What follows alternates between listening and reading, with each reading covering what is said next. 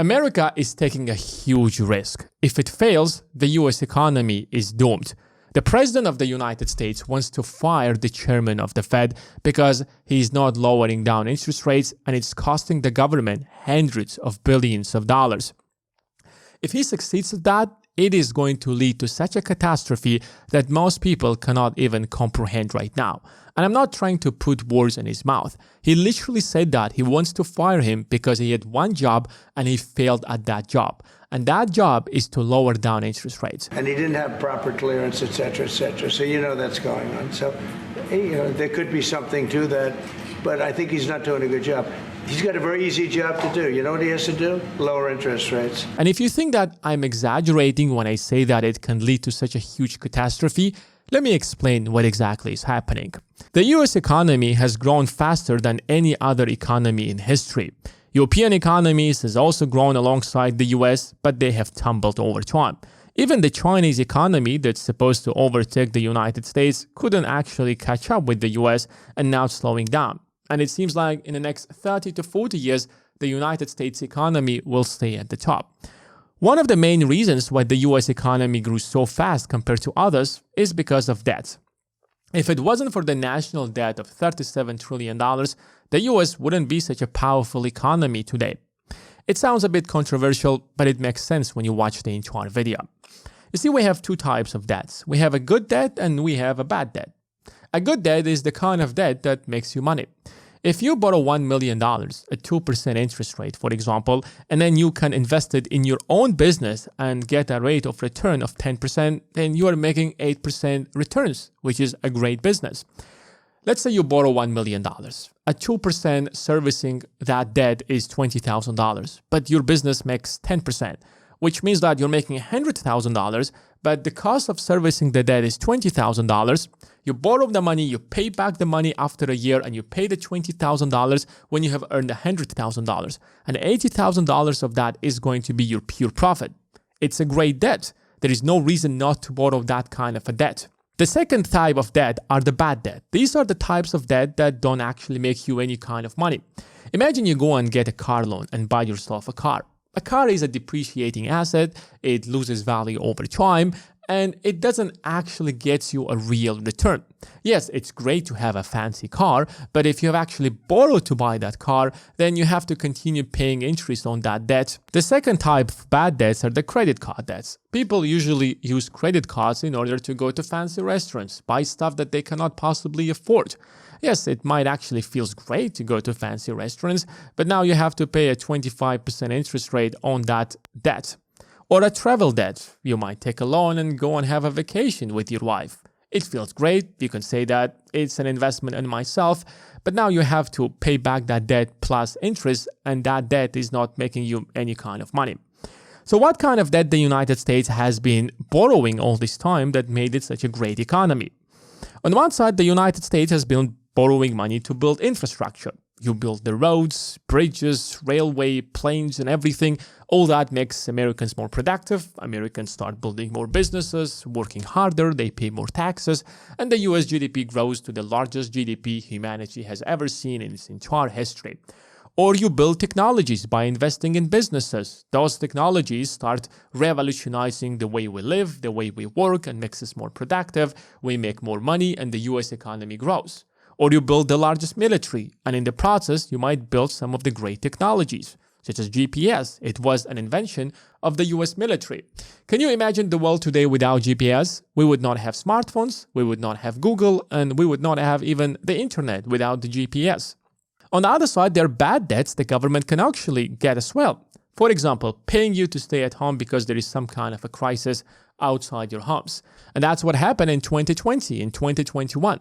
Or borrow money to run programs that are not profitable and are not making America wealthier. Or start wars that makes absolutely no sense, but you want to start that war because you simply want to start these wars.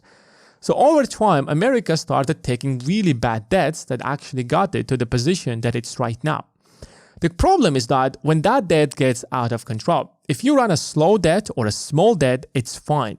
The United States right now is going through a huge debt collapse. On one side, the government is spending around $7 trillion. On the other side, it is actually earning $5 trillion, which leaves it with almost like $1.9 trillion of deficit. It's 1.8 to be more precise. This year, it's going to be like $2.1 trillion. And the projection is that this number is going to continue rising. And the US now in a position where it actually took too many bad debts and very few good debts. And these bad debts are incurring a lot of interest, and it cannot possibly pay off all of this interest. So if you do the math, mathematically, United States will run out of business very, very soon. It might have to default on its loans. On one side, you can take the hard way and fix this problem. It's very easy to fix it. You simply stop spending. You lower down spending. So you're running a huge military, cut the military. You have social programs, cut the social programs. Instead of spending $7 trillion, you're going to spend $5 trillion because you're earning $5 trillion. You might also raise taxes because you want to pay a portion of your debt, and you balance it. It's very simple, but it's very, very difficult. Imagine on one side, you have a politician who will come and say, listen, when I get elected, I will raise your taxes and I will cut your benefits. Do you think he will get elected? Well, absolutely not. Because on the other side, you will always have somebody who will say, when I get elected, I will cut taxes and increase government benefits. That's the person who is going to get all the votes. And that's exactly what happened, for example, in the last election. And now we have the big, beautiful bill that is going to worsen this entire situation, and the deficit is going to grow much farther, and the revenues are going to fall because we cut a lot of taxes. I'm not saying what is good or what is bad. I'm simply telling you basic math. You don't have to be a genius to understand this. And there is an easy way to solve this problem. And it seems like the United States will take this path, at least based on everything that we see right now. And this is the path that Ray Dalio, for example, calls that How Countries Go Broke. In fact, that's the title of his recent book, How Countries Go Broke. I would actually recommend everybody to go and read that book. In order to understand how that works, we have to understand slightly how the system works. On one side, we have the White House and we have the Congress. These are the people who manage the budget of the United States. These are the people who decide how much taxes the government will raise and how much spending the government will have, what kind of government programs the government will have, what kind of a military, how much are we going to spend on that military. So their job is to manage the budget. On the other side, you have the Federal Reserve that's supposed to be kind of part of the government, but it's independent. And it's really great it's independent because the job of the Fed is to maintain the stability of the country or the currency by managing the supply of money. If the Fed will be part of the government, then the government will simply force the Federal Reserve to print as much money as they want in order to fill the budget. And because the Fed is independent, this allows the US government to borrow as much money as possible. Let me show you how. So on one side, when the government runs a deficit, like in this case you see over here, is that it creates a government bonds and sells it in the market. On the other side, the government on one side does not have the power to print money. The Federal Reserve that has the power to print money, and it's independent, and its job is to make sure that the dollar is very stable. Because on one side, we have the largest government in the world, the US government, that is the wealthiest government in the world. On the other side, the Federal Reserve that creates money is independent from the Fed. We know that we can trust the dollar because we can trust the independence of the Fed.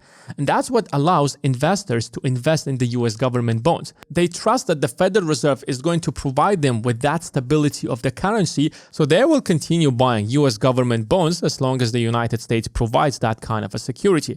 And that's why the United States has $37 trillion of government bonds and government debt, and nobody cares about that. Investors continue investing in the US bonds. Investors continue buying US debt because they believe in the stability of the dollar. They believe in the independence of the Federal Reserve that will maintain the stability and the value of the dollar.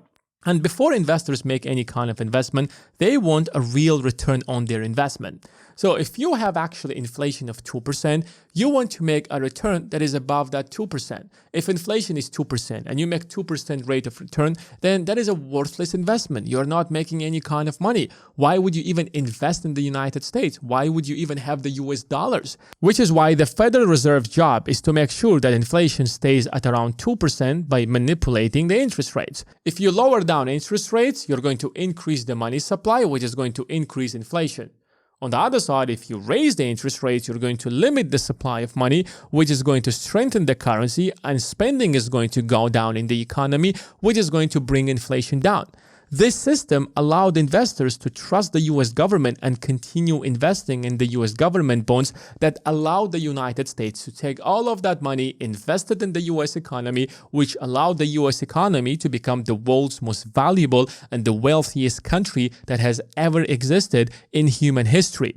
And all that is possible because of how this system works. If the Fed would not be independent and it would actually bend to the knee of the president, those investors would not trust the dollar because they know that these people can easily abuse their power. So the independence of the Fed is the fundamental part of what makes the United States economy so powerful and why the US economy keeps growing and why people continue believing and investing in the US economy. But here's where the real problem actually starts. What if on one side we have the White House and the Congress who are trying to force the Federal Reserve to lower down interest rates? But why would they do that? Because they have to refinance all of their debts. The United States has incurred $37 trillion worth of that debt. And that debt has a maturity date, which means that it expires at a certain point. So this year and next year, around $20 trillion of US debt is expiring. So you must refinance it, which means that you have to issue a new government bond, sell it to a new investor, and then take that money and pay the old investor. And you will only do that based on the current rates that are there in the market. And when the rates are too high, then you have to pay a much higher cost for borrowing that money from the new investor. So you, as the White House or the Congress, you want to pressure the Fed to lower down the interest rates so that the cost of borrowing the money will be much lower. So instead, for example, like 5%, it will be 1%. Remember, for example, 5% on $1 million is $50,000. 1% on $1 million is $10,000. So if the Fed lowers down the interest rates and we have a much lower rate of refinancing the debt, then we can balance the budget if we don't have the extra money to balance that budget. But that's not the responsibility of the Fed. The responsibility of the Fed is to ensure the stability of the dollar. And it's not just about making sure that the US economy functions properly, but on the other side, it has to protect the interest of investors, because if they stop investing in the US economy, and the US economy will stop growing. Especially when the entire world uses the dollar as the global reserve currency. How can you possibly continue using the dollar as the global reserve currency when the White House can easily replace the chairman of the Fed and tell him what to do and how much money to print and how much lower down the interest rates and have a massive high inflation? It makes no sense to hold those dollars in the first place. But here is the trick. In order to prevent the bond market from collapsing, the Federal Reserve has the responsibility or the ability to get into the market and start buying the treasury bills if investors are not buying them. So imagine there isn't demand enough in the market. Imagine if investors are a bit skeptical about the US treasury bills. The Federal Reserve can print money and artificially buy some of these government bonds in order to stabilize the market and bring faith back into the American bond market. However, when the Fed buys the treasury bills of the US government, what exactly the Federal Reserve gets the money from? If I buy US treasury bills, I have my money. I worked hard, I made this money, I built businesses, I made profits, and now I use my money. But where the Fed will get the money from? The Fed will simply print it. So every time that you hear the news that the Federal Reserve bought treasury bills from the US government, you have to understand that it was only made through printing money. That's basically a fancy word to say that the Federal Reserve printed money. So every time they try to correct the bond market, they try to create artificial demand by creating money out of thin air. But when you create money out of thin air, you increase the supply of money directly, which causes massive inflation, which devalues my money, which devalues your money, which devalues everybody's money. But the government doesn't care. All the government wants is to balance the budget, because that massive inflation is not going to come today. It's going to come slightly later in the future. And the person who is in charge doesn't care, because by that time he will be out of office. So if you lower down interest rates when inflation is high, that is going to lower the demand for these treasury bills by investors. Investors will look at that, listen, we have inflation of 2.7%. You want to lower down interest rates? We are not stupid. We know that is going to cause much higher inflation. So we are not going to buy these treasury bills. which will force the Federal Reserve to get into the market and massively buy these treasury bills from the government in order to prevent the bond market from collapsing. That will allow the United States government to refinance its debt at a much lower interest rate. But who is buying all of that debt? Investors? No. The Federal Reserve is buying all of that debt by creating more money, which is going to create more inflation, which is going to erode and evaporate all the confidence investors have in the bond market and the US dollar. And that's why United States is at a huge risk right now. This is a huge gamble. Firing the chairman of the Fed because he's not lowering down interest rates is a huge problem. And one of the recent things that Donald Trump has said that because inflation is getting out of control because of the tariffs, it's unlikely that he will lower down interest rates. And now he's trying to use the renovation that has been happening in the Federal Reserve for about $2.7 billion as a reason in order to pressure him to lower down the rates or simply resign from his job, and the president is going to replace him with somebody who's going to lower down interest rates. So this is a huge gamble. And the consequences of this gamble can be devastating for the entire US economy.